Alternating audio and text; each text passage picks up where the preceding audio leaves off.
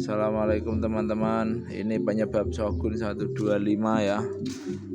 Kadang berebut, kadang enggak dikira CDE nya, dan ternyata ini kabel plus dari aki yang menuju fuse terus ke bending ini bertemu di sini, terkena ground sini ya. Ini ketemu kena ground, jadi kadang berebut kadang enggak gitu, penyebab masalahnya ini. Terima kasih.